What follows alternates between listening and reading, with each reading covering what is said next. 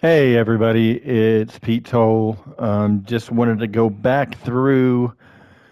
It's been a couple days since NBA 2K22's official opening night roster released. There was a couple transactions since then, so I try to hold off on making too many videos, like a daily video, when there's not much that 2K is added in to the roster.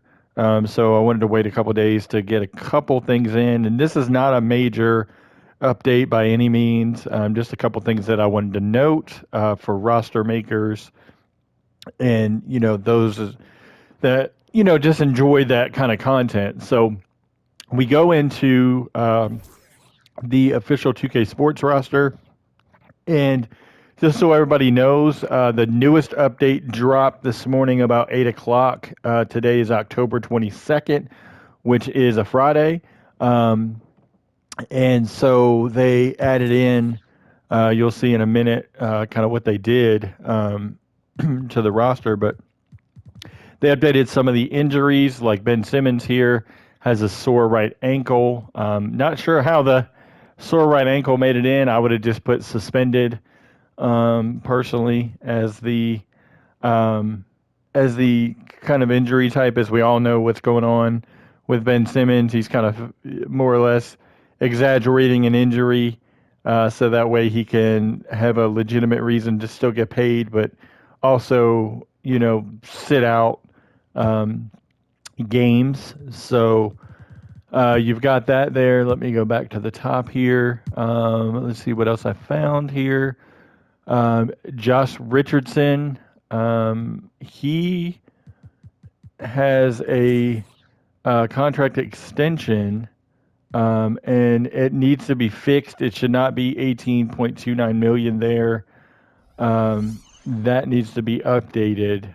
They still haven't updated that one. There, let's see what else we got. We have other extensions for players that have had uh, basically extension negotiations that went well for them. They do have Wendell Carter Jr., as you can see here. His contract is fixed now. Um, we have, just see, did they do Jonas Valanciunas? Yes, he's fixed as well. So that's good to see that they got those two in there. Um, and then looking at the roster, they had some injuries kind of updated, like I said, going through. Serge Ibaka got his injury added as he's out, um, still with that sore back from last year. Keon Johnson should be, because it's non-COVID related illness, but he's day to day, so I could see why they didn't necessarily add him in. And then Nicholas Batum is out for personal reasons um, as well.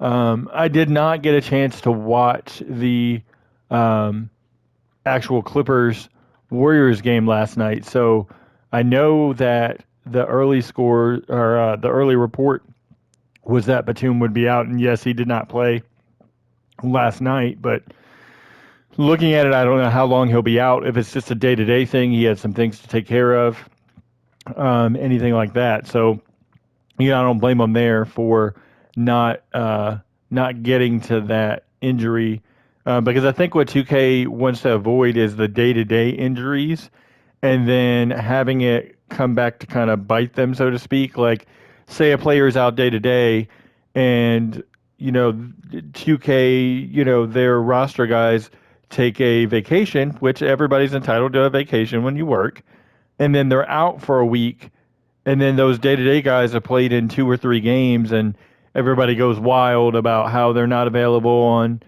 Play Now Online or something like that. So I could see the day to day injuries kind of definitely being avoided. Um, One that I saw here that was important, Cade Cunningham. It's probably going to disappoint a lot of people that would want to play with him on Play Now Online.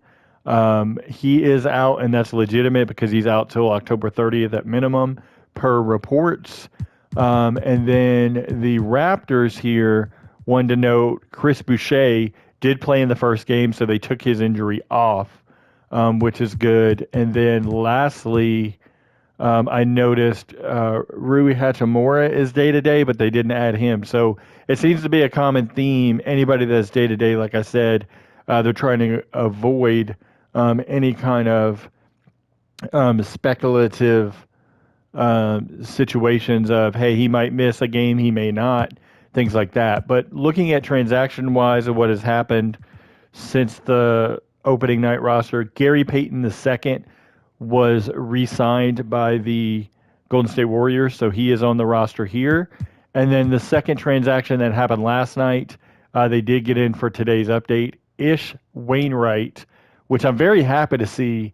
Ish got a two-way spot on a team because I think he has too much multi-positional talent as far as from the defensive end to be able to help them. Just kind of does the kind of the nooks and crannies plays, that teams need that don't show up on the box score. And I think he's perfect for a Phoenix team. He can learn under Monty Williams, which is great. They do not have an official face for him here, as you can see. This is not a good render at all. It looks like the 2K roster team kind of had the art guys. I don't really know how these work, but it was just kind of thrown together because this does not look like Ish Smith at all. Or Ish Wainwright, Ish Smith. Ish Smith's on Charlotte. Ish Wainwright at all. So, interesting there. One thing to note this year for anybody that's a roster maker, I did not bring this up in a previous video. I wanted to bring it up real quick. If you have a player that has draft info on their player card, like say, for example, Josh Christopher here. So see, he has drafted first round pick, 24th overall. This year, you cannot go to the appearance tab. There's no appearance tab for any of the current NBA players. They did that because last year a lot of people complained that a patch would drop and then there would be, like, the notes would say player X was updated and say it was a rookie or a second round guy that had a generic face, 2K face, cap creation as their player model, like Josh Christopher does here. They would not be updated until the following day when there was a roster update, because the roster team would have to take the -1 that was the placeholder for the player face ID and change that to the proper face ID, whatever it is, for that particular updated player face render to show properly in the game. And so they were running into that pretty much every time there was an update because they didn't know when the patch was actually going to come out. So they fixed that this year to where they eliminated the ability to use the appearance tab for any current players in the NBA. So that way, when a patch comes out, those players already have a specific ID assigned. They automatically update just like any other veteran player that was in the game. I'll show you real quick what happens, though, with the imported player if they have draft info. Notice that he was the first pick, 24th overall, on his player card. I go over to import a new player. I didn't have this kind of pre-planned, so I'm just going to do this real quick. Hopefully there's a Josh Christopher here. There is. So I do import appearance, keep it attributes. So see how he changed here? So his face changed. The appearance tab opens up. So you can then change his appearance. Well, when I do keep changes and return, and I go over and come back, Josh Christopher updated there. But now look. So where the draft card or the drafted info on the player card showed round 1, pick 24 of the last draft, he's now undrafted. And obviously the from Estonia is not legitimate because somebody didn't fill that out, but just wanted to use this for example. So it does take away the draft info, so you got to be careful. If you care about that, great. If you don't, then you could just import away and keep going. But I like to keep everything authentic. I like to keep the draft info. One other thing to note, if a player has a picture and you import a new player into that, so say I change Drew Eubanks' face, when I import, just as I did with Josh Christopher, Drew Eubanks' default player photo disappears and is no longer available. And then the last thing I want roster makers to know is there's a bug with Jalen Smith and his goggles. So, Jalen Smith and his goggles, if you click anything, change accessories, anything, those goggles go away and you cannot get them back because if you look at accessories here, there's no available head preset to change to. So he loses those goggles forever if you change anything on Jalen Smith. And so you can't change stuff at all there with him. And let me try it just in case I do this here. If you change the attributes that way, they don't change. But if you go into the settings here and update his accessories or anything, update his contract, update his signatures, any of that stuff, going into this menu, it changes and takes the goggles away. So just be aware of that as you're editing. So that's it for this video. Hope you guys enjoyed this small video. I believe I'll probably do another video if anything like transaction-wise majorly happens. But otherwise, I'll save it until the first 2K roster update, which will likely have, well, I hope it has player positions updated, as we know, have more lineup data, as well as the vitals, because a lot of player ages currently are incorrect in the game. So I would like to see that updated.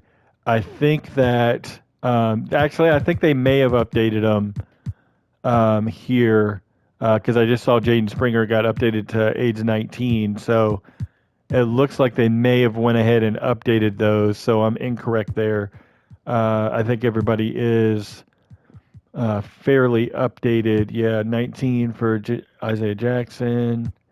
Yeah, it looks like they actually updated them. So that is not a need anymore as far as that goes. So, and last thing, for those that were wondering, Pascal Siakam now has a headband. They did update his player render. So for anybody that was complaining previous, I don't know why they can't add Pascal Siakam's headband just out of the blue. You know, they have it on Current Gen. Well, they updated the player shape render of the player render so that way the headband fits on correctly.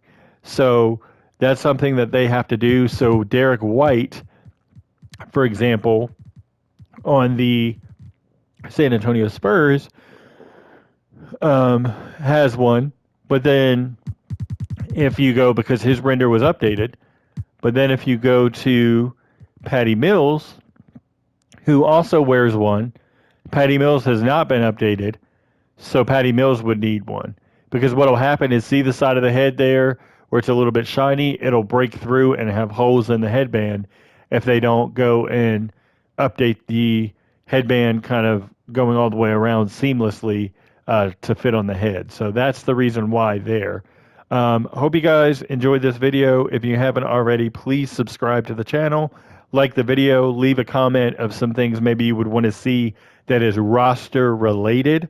I only cover roster related things. I don't cover, you know, my team or any of those kind of modes, just roster related stuff pertaining to tendencies and, you know, new players, transactions, player positions, all that good stuff. So hope everybody has a great day, and thanks for watching.